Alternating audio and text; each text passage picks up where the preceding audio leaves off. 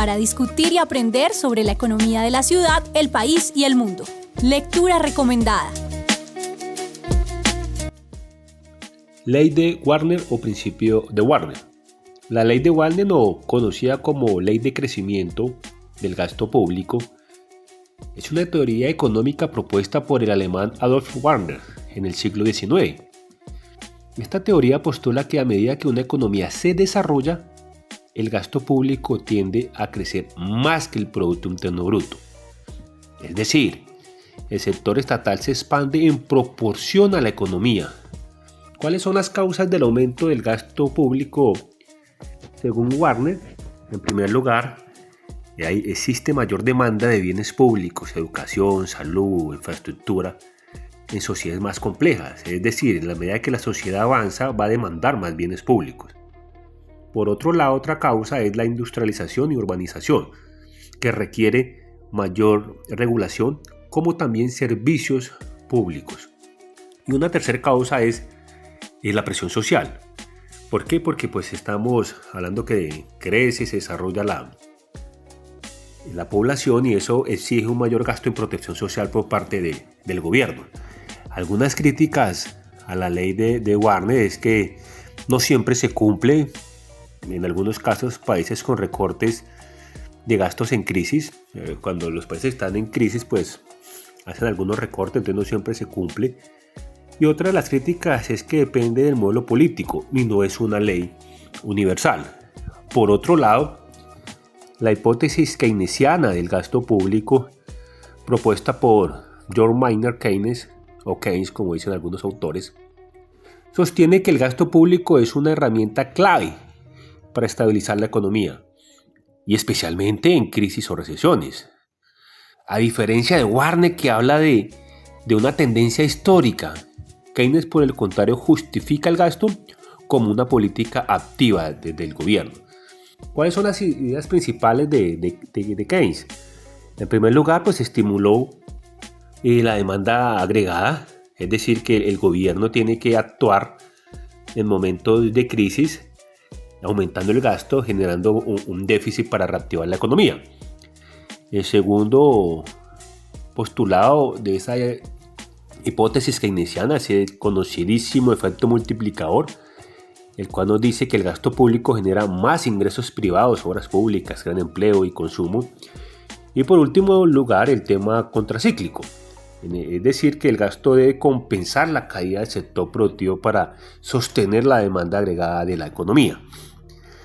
A manera de diferencias, podríamos decir que en cuanto al aspecto del enfoque, la ley de Warner es una ley de largo plazo. En cambio, la hipótesis keynesiana es una política económica de corto plazo. Frente al objetivo de cada una de estas dos teorías, la ley de Warner explica el crecimiento del Estado. Por el contrario, Keynes estabiliza la economía.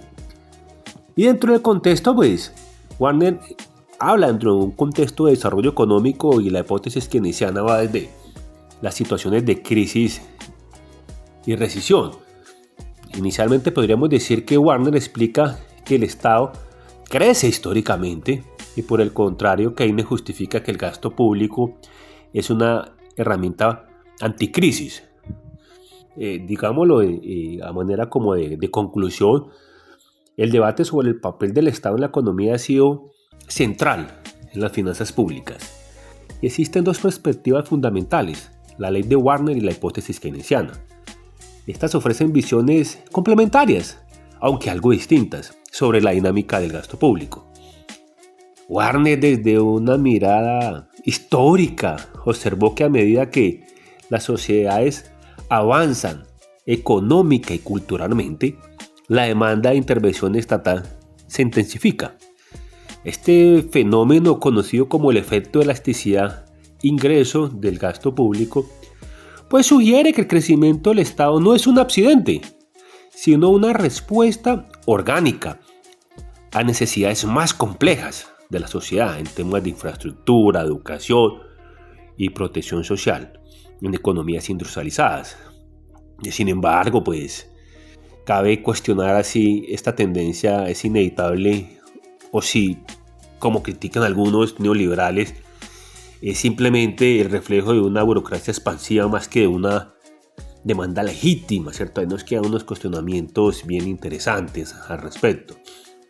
Por otro lado, pues Keynes revolucionó el pensamiento económico, sin duda alguna, cuando argumentaba en su teoría general que el gasto público no es un mal necesario, sino un estabilizador esencial en tiempos de crisis. A diferencia de Warner, su enfoque no es estructural, sino contracíclico. El Estado debe actuar cuando el sector privado falla, dice Keynes, inyectando demanda agregada a través de inversión y empleo.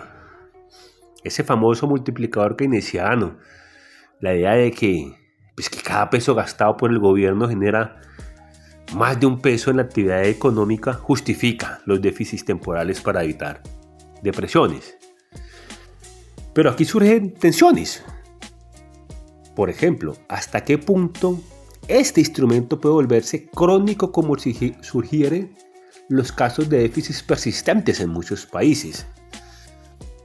Podemos decir en definitiva que ambas teorías en el fondo reflejan dilemas actuales. Warner recuerda que el Estado crece con la prosperidad, pero también advierte sobre riesgos de ineficiencia. A su vez, Keynes, en cambio, insiste en la austeridad en recesiones profundas es dañino para el tema social. Frente a desafíos como el cambio climático, la desigualdad, estas ideas reinterpretan. Es decir, ¿será el gasto verde la nueva frontera de Warner? ¿Será el gasto verde la nueva frontera de Warner?